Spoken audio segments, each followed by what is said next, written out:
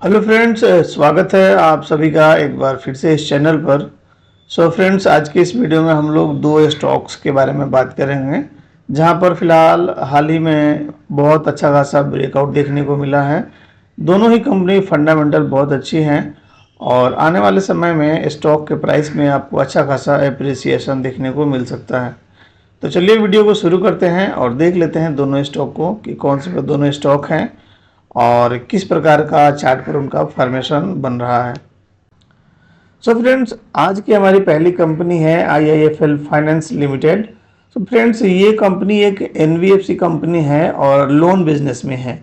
ये कई प्रकार के लोन अपने कस्टमर को प्रोवाइड करती है, जैसे कि gold loan, business loan, home loans और भी कई छोटे छोटे लोन्स ये कंपनी अपने कस्टमर को देती है। इसका मार्केट कैप की अगर हम बात करें तो 16,900 करोड़ के आसपास का इसका मार्केट कैप है। स्टॉक का PE 10 से भी कम है और ये 9 है। रिटर्न ऑन कैपिटल एम्प्लॉयड की बात करें तो 11.5% है। वहीं रिटर्न ऑन इक्विटी इसका 19.4% है, जो कि एक शानदार नंबर है। इस कंपनी में FII की होल्डिंग 29% है और DII भी इसमें लगभग 8.5% अपनी हिस्सेदारी होल्ड करता है। स्टॉक का प्राइस 400 है और इसका बुक वैल्यू 234 है, यानी कि 2 टाइम से भी कम पर आपको ये स्टॉक मिल रहा है। इसका जो EPS है वो 42 रुपीज़ है, मतलब कि एक शेयर पर कंपनी 42 रुपीज़ का प्रॉफिट कमाती है। डिविडेंड की बात करें तो कंपनी हर साल अपने इन्वेस्टर को 1% के आसपास डिविडेंड भी देती है। चलिए इसका कुछ जो बिजनेस है वो समझते हैं कि बिजनेस कैसा इसका ग्रो कर रहा है। 2012 में कंपनी का रेवेन्यू था 1,879 करोड़। 2013 में कंपनी का रेवेन्यू था 2,658 करोड़। इस प्रकार ये बढ़ता हुआ, अगर हम इस साल की बात करें तो इस साल कंपनी का रेवेन्यू 9,604 करोड़ रुपए रहने वाला है और ये इसका ऑल टाइम हाई रेवेन्यू है। और अगर हम इसके फाइनेंशियल प्रॉफिट्स की बात करें, चूँकि ये एक फाइनेंस कंपनी है इसलिए यहाँ पर ऑपरेटिंग प्रॉफिट मार्जिन नहीं लिखा गया है, यहाँ पर फाइनेंशियल प्रॉफिट लिखा गया है। फाइनेंशियल प्रॉफिट की बात करें तो यहाँ पर आपको दिख रहा होगा कि इस साल का इसका फाइनेंशियल प्रॉफिट 2,514 करोड़ रुपए है, जो कि ऑल टाइम हाई है। सेल्स इसका ऑल टाइम हाई है, फाइनेंशियल प्रॉफिट इसका ऑल टाइम हाई है। फाइनेंशियल अगर मार्जिन की बात करें तो कितना परसेंट होता है, तो इस साल का इसका फाइनेंशियल मार्जिन 26% के आसपास है। हालांकि इससे पीछे भी इसका जो फाइनेंशियल मार्जिन है वो शानदार रहा है, यहाँ पर आप देख सकते हैं। नेट प्रॉफिट की बात करी जाए तो कंपनी का नेट प्रॉफिट भी लगातार ग्रो हुआ है। इस साल कंपनी ने नेट में 2,001 करोड़ रुपए का प्रॉफिट अर्न किया है। पिछले साल 1,608 करोड़ का नेट प्रॉफिट था और उससे पिछले साल 1,188 करोड़ का नेट प्रॉफिट था। तो year two year net profit भी कंपनी का शानदार बढ़ रहा है। वहीं अर्निंग पर शेयर की बात की जाए तो अर्निंग पर शेयर भी कंपनी का शानदार बढ़ रहा है। इस साल एक शेयर का अर्निंग जो था वो 42.60 रुपये था। पिछले साल 35 रुपीज़ था और उससे पिछले साल 28 रुपये था। अगर आप ध्यान से इसको देखें तो इसका अर्निंग पर शेयर भी लगातार बढ़ रहा है। सबसे अच्छी बात और सबसे ख़ास बात यह है कि कंपनी अपने इन्वेस्टर्स को लगातार कई सालों से डिविडेंड देते आ रही है। हालांकि पिछले कुछ सालों में कंपनी ने अपने डिविडेंड में कुछ कटौती की है, बट फिर भी डिविडेंड दे ही रही है, ऐसा नहीं है कि डिविडेंड नहीं दे रही है। अगर हम इसके ग्रोथ की बात करें तो पिछले 10 सालों में कंपनी का जो सेल्स ग्रोथ रहा है वो 12% के आसपास रहा है। वहीं प्रॉफिट ग्रोथ कंपनी का 19% के आसपास रहा है और स्टॉक का CAGR पिछले 10 सालों में 23% रहा है, यानी कि हर साल कंपनी का स्टॉक ने 23% अपने शेयर होल्डर को रिटर्न दिया हुआ। ये नंबर शानदार नंबर है और कहीं से भी ये देखकर नहीं लग रहा है कि ये कंपनी इन्वेस्टेबल नहीं है। हम इसमें अपना पोजीशन बना सकते हैं, इन्वेस्ट कर सकते हैं, क्योंकि ये एक फंडामेंटली स्ट्रॉन्ग कंपनी है।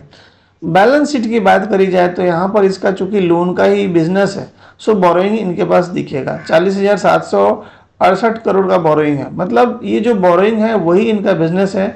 चूंकि ये बोरोइंग करेंगे नहीं तो फिर ये आगे बोरोइंग देंगे कैसे। सो कंपनी का काम ही है लोन लेना और लोन देना, इस वजह से ये बोरोइंग डाटा यहाँ पर दिख रहा है।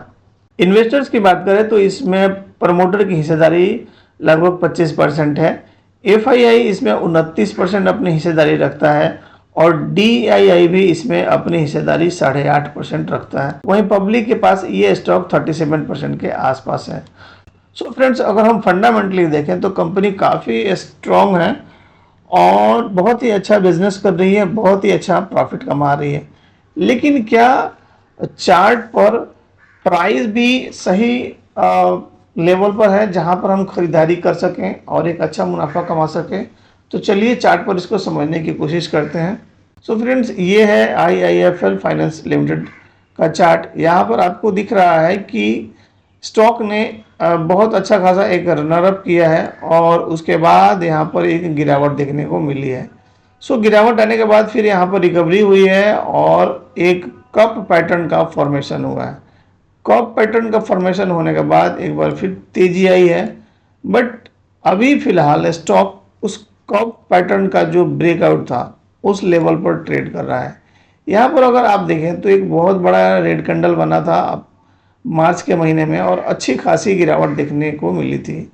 स्टॉक ऑलमोस्ट 50% डिस्काउंट हो गया था और अभी भी ऑलमोस्ट 40% के आसपास डिस्काउंट मिल रहा है। सो ये एक जो पैटर्न है, ये एक शानदार पैटर्न है। फिलहाल स्टॉक जो है आपका पूरी तरह से अच्छे प्राइस पर ट्रेड कर रहा है, एक पैटर्न का ब्रेकआउट दिया है और फिलहाल उस ब्रेकआउट के रीटेस्ट पर स्टॉक फिलहाल ट्रेड कर रहा है। यहाँ पर एक इनसाइड कैंडल का भी फॉर्मेशन हुआ है और इस इनसाइड कैंडल के फॉर्मेशन के बाद आपको अगर इसका ब्रेकआउट मिल जाता है तो यहाँ पर अच्छी बाइंग अपॉर्चुनिटी हो सकती है। So friends, fundamentally company strong है और टेक्निकली भी यहाँ पर एक अच्छा हमको चार्ट पैटर्न दिख रहा है। टारगेट की अगर हम बात करें तो हमें इसमें लगभग 800 रुपये तक का टारगेट मिल सकता है। तो फिलहाल स्टॉक 400 रुपये के आसपास ट्रेड कर रहा है। सो उस हिसाब से अगर हम देखें तो 100% का रिटर्न हम इस स्टॉक में प्रेडिक्ट कर सकते हैं आने वाले टाइम में। सो फ्रेंड्स, ये था आईआईएफएल फाइनेंस लिमिटेड, जहां पर हमने देखा कि फंडामेंटली कंपनी काफ़ी स्ट्रॉन्ग है और चार्ट पर भी स्टॉक का जो प्राइस है वो बाइंग जोन में है। यहाँ पर हम बाइंग कर सकते हैं और एक अच्छे टारगेट के लिए होल्ड कर सकते हैं। तो फ्रेंड्स, आप इसको अपने पोर्टफोलियो में शामिल करने के बारे में सोच सकते हैं। चलिए अब हम लोग अपना दूसरा स्टॉक देख लेते हैं। तो फ्रेंड्स, आज का हमारा दूसरा स्टॉक है एनसीसी, नेशनल कंस्ट्रक्शन कंपनी। सो फिलहाल इस कंपनी का मार्केट कैप 18,000 करोड़ के आसपास है। स्टॉक का प्राइस 289 रुपीज़ चल रहा है और इसका बुक वैल्यू 106 रुपये है। सो बुक वैल्यू से अगर हम कंपेयर करें तो 1:3 के आसपास हमें स्टॉक मिल रहा है। सो अगर हम बुक वैल्यू से करंट मार्केट प्राइस को कंपेयर करें तो रेशियो 1:3 के आसपास बन के आता है। सो बहुत महंगा तो नहीं कह सकते, बट ठीक है। रिटर्न ऑन कैपिटल एम्प्लॉयड की बात की जाए तो 22% के आसपास है, वहीं रिटर्न ऑन इक्विटी इसमें 11.5% के आसपास है। बिजनेस की अगर बात की जाए यहाँ पर तो यहाँ पर हमें 2013 से कंपनी का सेल्स अवेलेबल दिख रहा है। 2013 में कंपनी का सेल्स था 6,968 करोड़ रुपया। उसके बाद लगातार इसमें बढ़ोतरी देखने को मिली है और कहीं पर भी इसमें कोई निगेटिव ग्रोथ देखने को नहीं मिला है। ये एक कोरोना का टाइम था जहाँ पर कंपनी ने हल्का सा अपना ग्रोथ कम किया था। उसके बाद एक बार फिर से यहाँ पर देखें तो इस साल 20,845 करोड़ का सेल्स है कंपनी का, जो कि लाइफ टाइम हाई है। सबसे ज़्यादा सेल्स इस साल हुआ है कंपनी का। ऑपरेटिंग प्रॉफिट मार्जिन की बात की जाए तो कंपनी का 9 से 10% के आसपास ऑपरेटिंग प्रॉफिट मार्जिन है। और अगर हम नेट प्रॉफिट की बात करें तो इस साल कंपनी का नेट प्रॉफिट 740 करोड़ है। इससे पिछले साल 646 करोड़ था, उससे पिछले साल 494 करोड़ था। तो अगर आप देखें ध्यान से यहाँ पर तो कंपनी का नेट प्रॉफिट भी लगातार इंक्रीज हुआ है और इस साल का नेट प्रॉफिट सबसे हाईएस्ट नेट प्रॉफिट है। अर्निंग पर शेयर की बात की जाए ईपीएस, तो यहाँ पर इस साल का ईपीएस आपको 11.32 दिख रहा है। सो ये 11.32 जो ईपीएस है वो आप अगर ध्यान से देखें तो अब तक का हाईएस्ट ईपीएस है।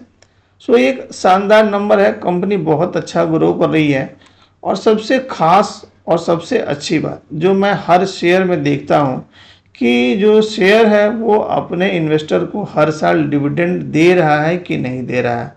तो इस केस में अगर आप देखें तो कंपनी हर साल पिछले 10-12 सालों से अपने इन्वेस्टर्स को लगातार डिविडेंड दे रही है। सो ये एक बहुत ही अच्छा इंडिकेशन होता है किसी भी अच्छी कंपनी का। अगर हम इसके ग्रोथ की बात करें तो पिछले 10 सालों का सेल्स ग्रोथ 11% के आसपास रहा है और प्रॉफिट ग्रोथ इसका 57% रहा है हर साल।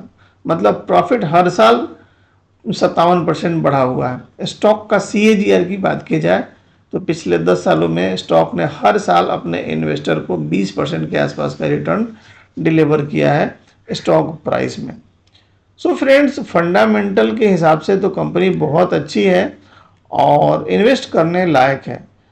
सो इन्वेस्टर्स की अगर हम इसमें बात करें तो 22% की हिस्सेदारी प्रमोटर के पास है, जबकि 27% हिस्सेदारी FII होल्ड करता है। और अच्छी बात यह है कि पिछले 2 से 3 सालों में अगर आप देखें तो यहाँ पर FII ने अपनी हिस्सेदारी 12-13% से बढ़ाकर 27% कर ली है, जो कि बहुत अच्छी बात है। वहीं DII भी इसमें 10.5% के आसपास अपनी हिस्सेदारी होल्ड करता है। पब्लिक के पास इसमें 40% के आसपास हिस्सेदारी है। सो फ्रेंड्स, यहाँ पर क्लियर कट दिख रहा है कि बड़े जो इन्वेस्टर्स हैं, बड़े जो इंस्टीट्यूशन हैं, वो इस स्टॉक में अपनी पोजीशन बढ़ा रहे हैं। तो निश्चित तौर पर उनको आने वाले समय में कंपनी के बिजनेस में ग्रोथ दिख रहा है, तभी इतना सारा पैसा वो फिलहाल इस स्टॉक में लगा रहा है। अगर हम इसके बैलेंस शीट की बात करें तो कंपनी के ऊपर 980 करोड़ रुपए का बोरोइंग है, बट ये बोरोइंग बहुत ही छोटी है क्योंकि इसके कंपेयर में कंपनी के पास 6,514 करोड़ रुपए का कैश पड़ा है और कंपनी का मार्केट कैप ऑलरेडी 18,000 करोड़ है। सो 18,000 करोड़ का मार्केट कैप प्लस अगर हम देखें तो 6,500 करोड़ का कैश, सो लगभग ये हो गया लगभग 24,500 करोड़। 24,500 करोड़ के कंपेयर में अगर 980 करोड़ डेट भी है तो ये एक बहुत ही छोटा अमाउंट है और इसका कोई खास असर नहीं पड़ेगा कंपनी के फाइनेंशियल पर। सो फ्रेंड्स, फाइनेंशियली तो ये कंपनी काफ़ी अच्छी है, फंडामेंटली काफ़ी स्ट्रांग है और इसका बिजनेस ग्रोथ बहुत अच्छा है। चलिए अब हम लोग इसको चार्ट पर समझने की कोशिश करते हैं कि चार्ट पर प्राइस किस तरह से बिहेव कर रहा है और क्या चार्ट पर इसमें एंट्री बनती है या नहीं बनती है। सो फ्रेंड्स, ये है NCC लिमिटेड का चार्ट। सो यहाँ पर आपको दिख रहा होगा कि 2008 से लेकर और लगभग 2024 तक स्टॉक ने अपना जो एक रेंज था, जो कि अगर हम ऊपर का रेंज देखें तो 265 रुपये था, उसको क्रॉस नहीं किया हुआ था और फिलहाल इतना बड़ा कंसोलिडेशन इसके प्राइस में हुआ है और अब इसमें ब्रेकआउट देखने को मिला है। सो फ्रेंड्स, पिछले अगर हम देखें तो लगभग 15-16 सालों का इसमें कंसोलिडेशन हुआ है और उस कंसोलिडेशन के बाद इसमें ब्रेकआउट देखने को मिला है। सो यहाँ पर ब्रेकआउट के बाद एक अच्छी खासी तेजी की संभावना बनती है। टारगेट की बात की जाए तो इसका जो रेंज है वो हमारा कम से कम पहला टारगेट हो सकता है, हालांकि उसके बाद भी स्टॉक ऊपर जाने की प्रोबेबिलिटी रखता है। सो अगर हम इसका रेंज कैलकुलेशन करें तो यहाँ ये इसका रेंज बनता है और इसको अगर हम ऊपर लगाते हैं तो हमारा टारगेट निकल के आ जाता है। सो टारगेट की अगर बात करी जाए तो लगभग 470 के आसपास हमारा टारगेट इसमें बनता है। फिलहाल स्टॉक का प्राइस 290 के आसपास है। अगर हम इसमें स्टॉप लॉस की बात करें तो 240 रुपये के आसपास इसमें हम अपना स्टॉप लॉस लगा सकते हैं और इसमें पोजीशन बना सकते हैं। हमारा जो रिटर्न रिवार्ड रेशियो जो है वो भी शानदार है और इसमें हम अच्छा खासा मुनाफा कमा सकते हैं यदि हम अपना इसमें पोजीशन बनाते हैं तो फ्रेंड्स, ये था हमारा दूसरा स्टॉक जो कि फंडामेंटली काफ़ी स्ट्रॉन्ग है और चार्ट पर भी काफ़ी शानदार परफॉर्मेंस दे रहा है। पिछले 15-16 सालों का ब्रेकआउट हुआ है और आने वाला समय इसके लिए बहुत अच्छा हो सकता है, ऐसा चार्ट पर दिख रहा है। और फंडामेंटली जो इसके आंकड़े हैं वो भी यही शो कर रहे हैं। तो फ्रेंड्स, आप इन दोनों स्टॉक को अपने पोर्टफोलियो में आने वाले साल, 2 साल के लिए, 3 साल के लिए शामिल कर सकते हैं। दोनों ही स्टॉक आपको अच्छा रिटर्न दे सकते हैं। तो फ्रेंड्स, इस वीडियो में इतना ही। मिलेंगे नेक्स्ट वीडियो में एक नए एनालिसिस के साथ। तब तक सीखते रहिए और इन्वेस्ट करते रहिए। Thank you.